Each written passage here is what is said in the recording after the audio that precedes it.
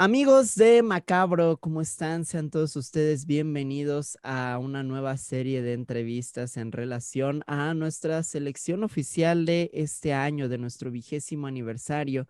Y el día de hoy tengo el gran gusto de ser acompañado por dos personas detrás de una película que está seleccionada y que ustedes van a poder ver en la Cineteca Nacional. Estén al pendientes de macabro.mx para que puedan checar los horarios. Y sin más, quiero presentar a los creadores de esta película titulada The Strings. Primero que nada, me acompaña el director Ryan Glover y la productora y guionista Krista Chawesinski. Ellos son los creadores de esta película que forma parte de nuestra selección. Ryan and Krista, thank you very much for having me these minutes and for sharing your picture with Macabro Horror Film Festival. This is the second long feature you work together, right? How did you meet each other? Yeah. We met in film school. So we went to film school together, and then we're also partners now. We weren't back then, but so we live and kind of work together too. And then, yeah, a couple of years after we had completed film school, we were sort of working various jobs and we're getting anxious because we hadn't been creating our own films at the time. So we set out then to make sort of a feature film, very basic, like no script, improvised with our actors and stuff. And yeah, we worked on that in, I guess, like 2010 was the first kind of thing we set out to do on our own together. Yeah. Bueno, Krista nos acaba de contar cómo ellos se conocieron en la escuela de cine. Ellos antes, bueno, no eran pareja, pero ahora lo son, y así que viven juntos y trabajan juntos. Llevan haciendo trabajos desde el 2010 y bueno, este sí es su segundo largometraje. Now I want to go into The Strings for all the audience that haven't seen it. Can you tell me what The Strings is about? Sure. The Strings is about a musician character played by Tegan Johnston who she's kind of like in a transition mode of her life. She had a band and they were very successful, but she kind of grew tired of the work that they were doing. So she kind of dissolves her band and the relationship she's in at the time, and she like sequesters herself like a 2 days drive from home in the middle of the winter to start kind of feeling out ideas for like a new direction to take her music. And then something kind of sinister works its way into her life in the form of kind of a haunting, maybe a possession type story that sort of feeds into her like mindset and her work that she's doing. And then it all kind of, you know, comes to a dramatic conclusion, I guess, which is kind of good and bad for her professionally and creatively and stuff like that.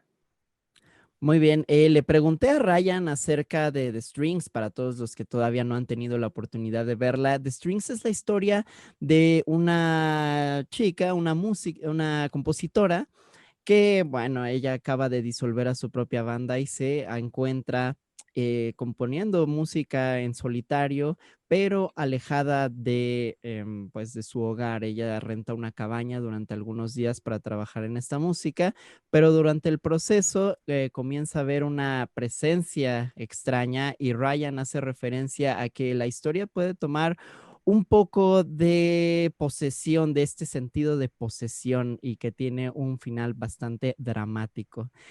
Now, the music is one of the most important things that we see in the film. There are several questions that I want to ask you about it, but the first one is about the performance of Tegan Johnston. I believe it's great what she does, especially in these sequences where she's composing her new music. If you can tell me more about how did you get in contact with her? How did she get involved in the project? Sure. So I had been working with her on a couple of her music videos.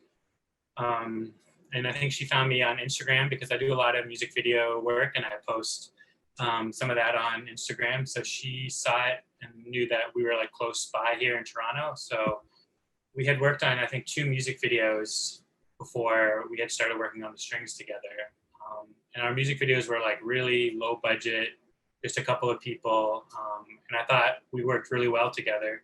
So I thought it would be a good partnership to try to kind of create a movie from the ground up together. Cool. She is a musician and Yeah. she had never acted in a film before. So Ryan had also posed this idea to her of starring in this movie where she would be writing songs as well. And she was very eager to do it. So that was really cool. Bueno, Ryan nos comenta que ella conoce a Tegan Johnston, la protagonista de la película, después de haber dirigido un par de videoclips para ella. Ellos han trabajado en Toronto, ahí es donde se han situado en estos últimos 5 años. Y Krista complementa diciéndonos que ella es una compositora de verdad. Ella nunca había actuado antes. Y vamos a preguntarle un poco sobre cómo es que Tegan se adapta al proceso de actuación. You mentioned that this is the first time Tegan performs, especially on a film feature, but how did she felt with it, with the whole process? Because it's way different than the music business. Mm-hmm. She was really comfortable, and she was always actually been interested in acting. So it kind of came along at a really good time. And she took it really seriously and did a lot of studying. And yeah, I thought, and like from working with her on the music videos, I knew she was like really natural in front of the camera and had like a great presence where you kind of couldn't look away. So since I knew that it would be kind of a one character movie almost, that I thought it was going to work out well. And I'm really thankful it did. Great. Bueno, él menciona que fue un proceso bastante natural para ella. Ella se sintió muy cómoda frente a la cámara, que al verla trabajar durante los videoclips que ellos ya habían hecho, pudo ver que se podía desenvolver bastante agradable, así que no le costó mucho trabajo. Now, specifically about the musical direction that the film has, I think it's also very, very interesting because it has like these dream pop sequences, but also very experimental approach to the music. How was the musical direction for her, or did Tegan propose something for you, or you had all in mind? It mostly came about how I knew visually what I wanted that living room to look like, with like keyboards and like electronics kind of everywhere. So that was kind of like, it came from visuals first, because normally she's playing more like grand piano and like acoustic piano. But I also knew that she's like so talented as a songwriter, and her voice was so amazing that it was kind of like, I would love it to look like this. And then we just did a couple of rehearsals, and kind of the style of it just kind of came hand in hand with the way that we wanted it to look. Él acaba de mencionar que, bueno, todo nace en realidad desde la parte visual. Él ya había contemplado cómo se iba a ver la habitación llena de teclados, pero él menciona también que Tegan está más acostumbrada a tocar en estos grandes pianos, a tocar en pianos acústicos, pero sabía que ella era una gran compositora, una buena cantante, y se animó a proponerle que tuviera estos elementos más electrónicos, lo cual pues sí se ve totalmente reflejado, ya lo verán también dentro de la película y lo escucharán con el soundtrack que tiene. Now, moving forward to another topic that truly got my attention, and I don't want to spoil the audience, but it's an element, a very important element of it, a metaphor related to the string theory that is coming along all the way to the end. If you can tell us how did you get interested in this theme? So it started off, I guess it's sort of based on real life, where there were certain times where I'd kind of stuck creatively, and sometimes I'll just fall down like an internet hole of like trying to learn about something different. So I stumbled across like a video series about quantum physics and stuff like that. And the more you like kind of learn about it, and I feel like a lot of people don't really know about this stuff, but it kind of like, it's really existential in a way. And it kind of, sometimes there are certain theories out there that actually kind of remove free will from humans' lives and parallel worlds and many worlds and all these things. So it started off as kind of being just a thread about more of like an existential crisis, less so than like a metaphor for the supernatural stuff, but almost kind of a little bit more in post-production, it seemed to work better if I was kind of reinforcing the supernatural side of the story. Since there isn't a lot of exposition in the film, it just seemed to give kind of people who were watching it a little bit more to grasp onto. Exacto. Bueno, le pregunté a Ryan acerca de una metáfora que viene a lo largo de la película y es acerca de la teoría de cuerdas, esta teoría muy famosa en el mundo de la física cuántica. Y él comenta que, bueno, primero conoció una serie de videos acerca de esta teoría y cómo en realidad tiene una onda muy existencialista y cómo esto pues termina transgrediendo a los mismos personajes de la película y cómo los vemos afectando, pero de una manera muy sutil. Y él comenta que en postproducción es donde más se pudo volar un poco dentro de este tema. Y vamos a preguntarle a Krista porque ella es co-guionista de esta película. Krista, you as the co-writer of the film, did you have any similar exposition to the theme? I hadn't really looked into all of the sort of same threads like as deeply as Ryan had, but when, you know, like we share an office together, sometimes he would tell me about these theories he was reading about, which just like would a little bit go over my head, but like also just be so fascinating, and how that can connect with an artist who's struggling to like find themselves, and how the things that are beyond our control, we'd never know, you know, where they're coming from. So I was definitely interested in it, and interested in the ways we could tie it in to Catherine's story in the movie, for sure, yeah. Krista nos comenta que ella no estaba del todo familiarizada con esta teoría, pero se dejó llevar por lo que a Ryan le comentaba y cómo también termina afectando la vida de Catherine, el personaje principal, y cómo la teoría en sí tiene varios elementos que se terminan plasmando por completo en el desarrollo. Now, guys, there's another thing that I want to congratulate you about the film. It's the location work that you just made, because there are some very interesting landscapes, but the one that got stuck into my mind was the one at the opening scene.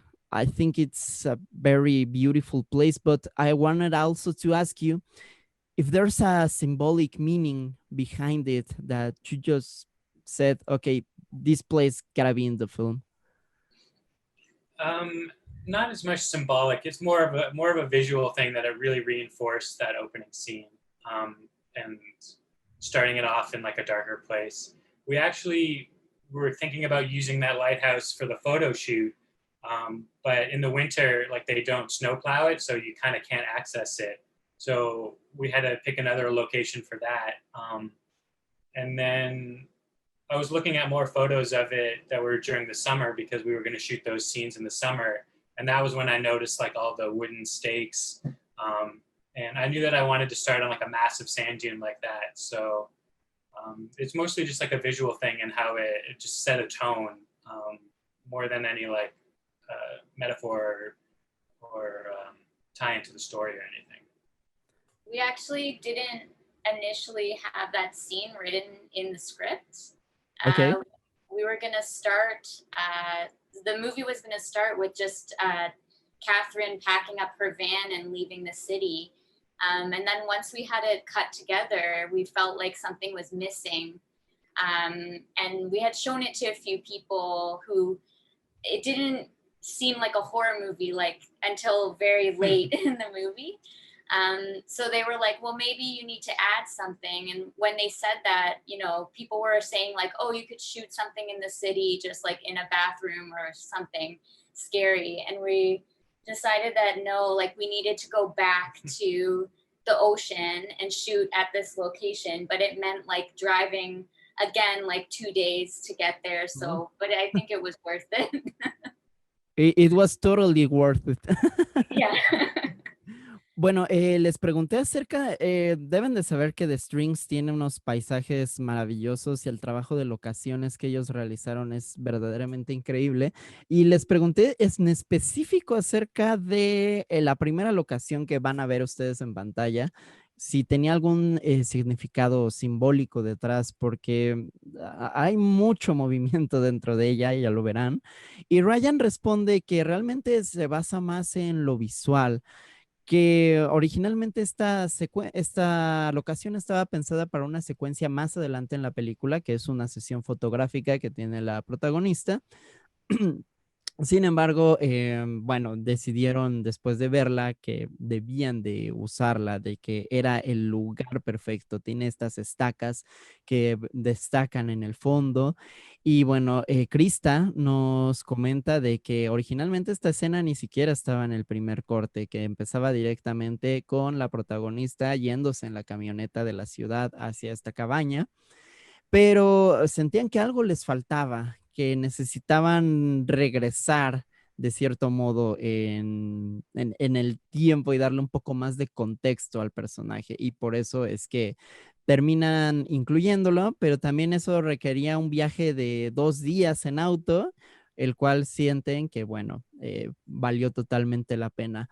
Before one of my last questions, I just noticed that you have the painting from the picture right behind you.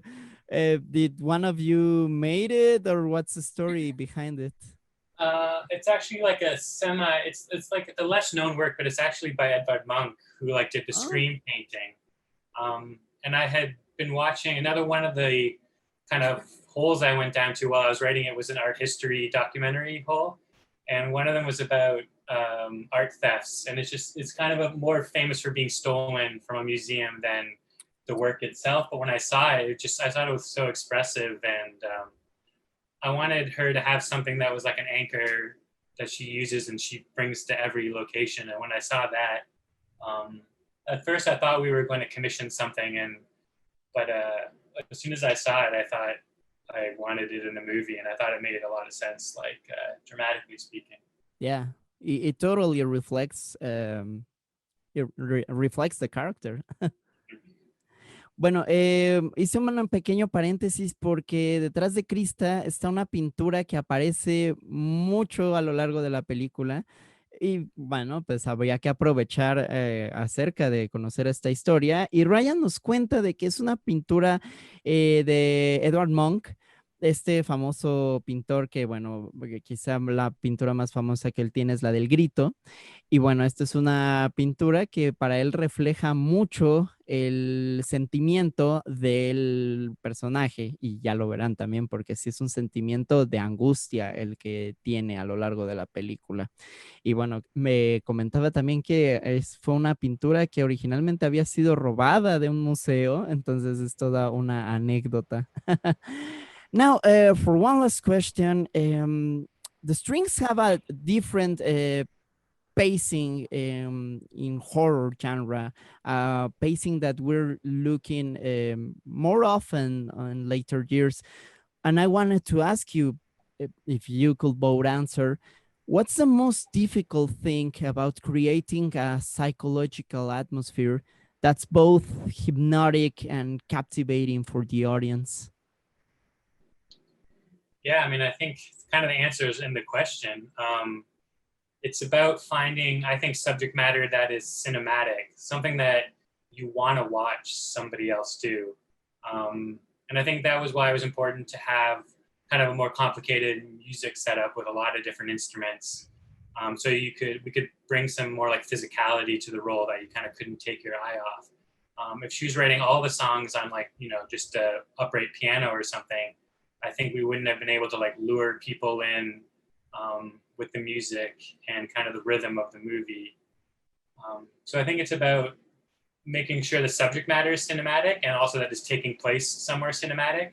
So, you know, we have a long scene of somebody just walking somewhere to have their coffee, which sounds boring, but as long as the location she's doing it in is also telling a story, then I think you kind of just build up layers that create interest out of things that seem a little bit more slow and mundane, out of context.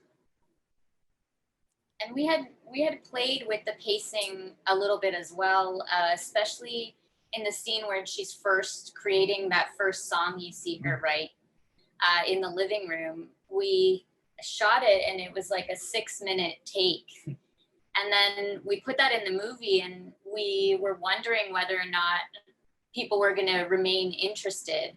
So we, at some point, we cut it down to like 3 minutes and we watched it back and we were like, no, it needs to be longer. Like we need to sit with her and this is where we learn, you know, about her and remain interested. And then we want to watch her for the rest of the movie too. So yeah, pacing was definitely something we were aware of and playing with a little bit. And we think, as long as you have, like Ryan was saying, the interesting locations and the interesting character, I think we got away with having these longer pacing and takes and stuff. Yeah. Cool. Bueno, les pregunté acerca un poco del ritmo de The Strings, que es un poco más de atmósfera, más contemplativo, y les pregunté acerca de cuál es lo más difícil de crear una atmósfera psicológica que pueda cautivar al público, que sea interesante para ellos de ver.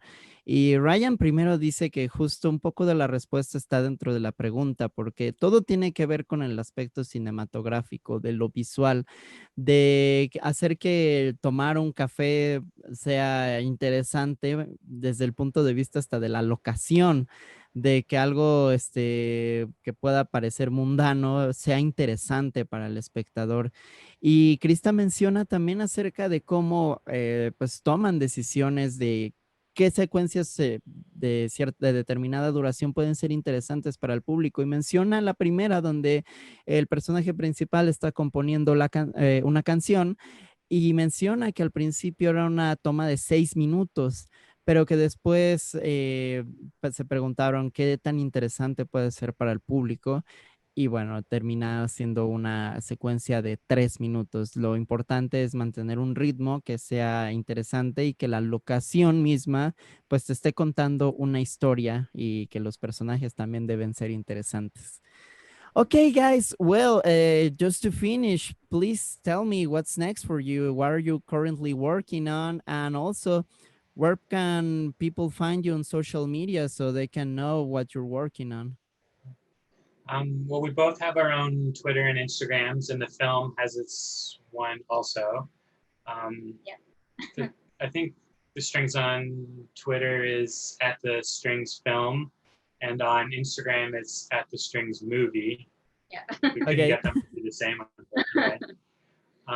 And yeah, we want to make another genre feature, which if we get to make the one that we're hoping for, it's more of like a summer, hot, sweaty, like outdoor, more of a gritty movie.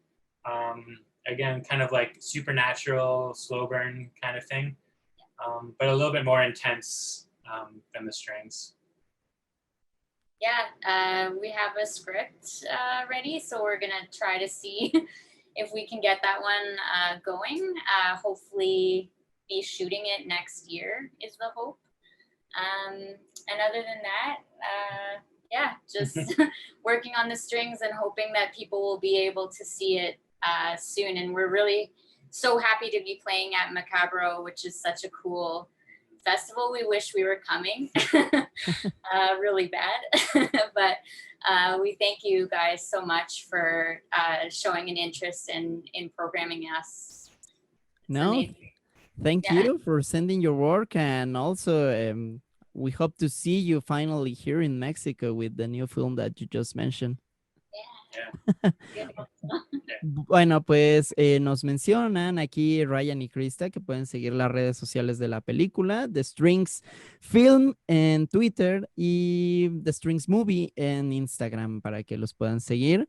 Y bueno, también Ryan me comenta que ya tienen el guión de una nueva película que en realidad es como el total opuesto de lo que es The Strings, tanto de locación, porque The Strings es invierno y nos menciona que esta nueva película es verano, muy soleado todo y que va a ser más intensa que The Strings.